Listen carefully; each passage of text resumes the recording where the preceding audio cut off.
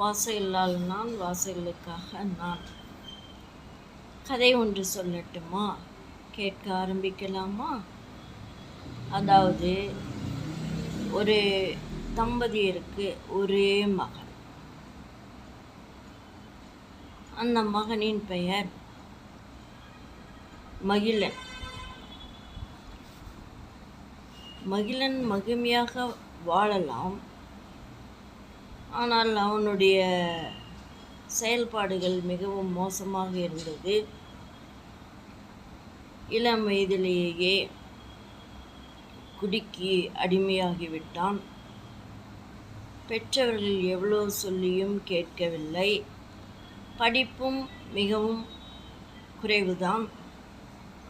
மேலும் படிக்கவில்லை. பள்ளி படிப்போடு நிறுத்திவிட்டான். தொழிலும்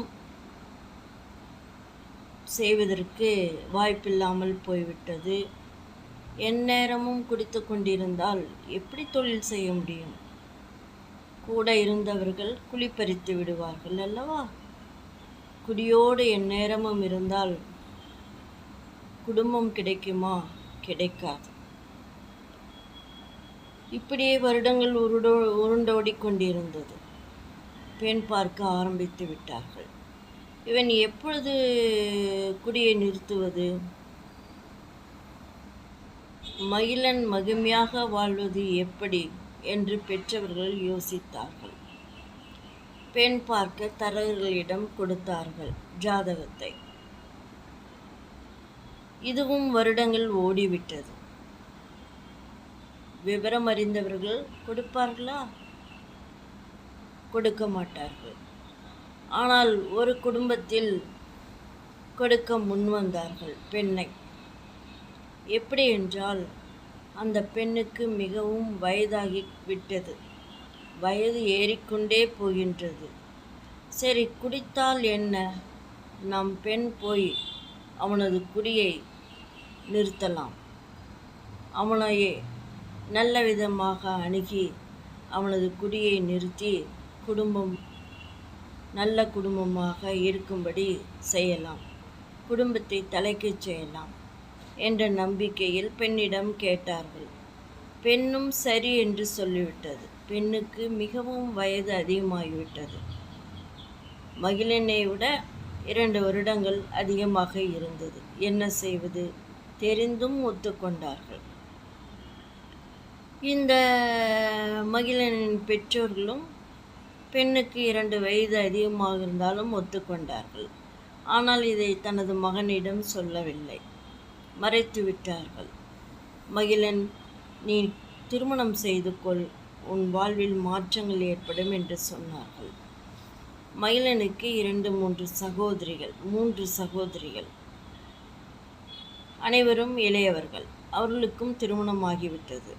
இவன் குடித்துவிட்டு தினமும் சகோதரிகளிடமும், அவர்கள் ஊரிலிருந்து வந்தால் சகோதரிகளிடமும், திருமணத்துக்கு முன்பு வீட்டில் இருக்கும் பொழுது அவர்களிடம் வம்பு பண்ணுவது, பெற்றோர்களிடம் வம்பு பண்ணுவது, விடிந்து ஒன்றும் தெரியாதது போல் வெளியில் சென்று விடுவது, இப்படியே சென்று வந்தான். பெற்றோர்களிடம் காசு வாங்கி கொண்டு அழித்து வந்தான்.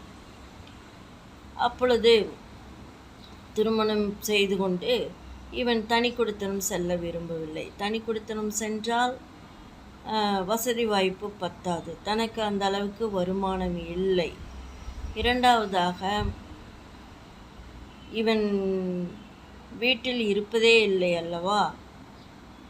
தனி குடித்தனம் போகவில்லை, நான் ஒன்றாக இருக்கிறேன் என்று சொல்லிவிட்டான்.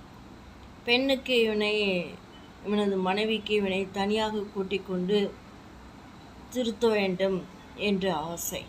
பெற்றோர்களோடு இருந்து இவன் இத்தனை வருடம் திருந்தவில்லை, நாம் அழைத்து கொண்டு போய் திருந்த செய்வோம் என்று கேட்டாள். திருத்தி விடுவதற்காக என்று சொல்லவில்லை, நாம் தனியாக சென்று விடலாமா என்று கேட்டாள். தனியாக சென்று விடலாம் என்று கேட்டால், நீ சென்று விடு உன் வீட்டிற்கு, நான் இருந்து கொள்கின்றேன் என்றாள். சரி, இவனிடம் பேசி பிரயோஜனமில்லை, இவன் போக்கிலேயே போகலாம் என்று மனைவியும் விட்டுவிட்டாள். இதுவும் வருடங்கள் ஓடிவிட்டது.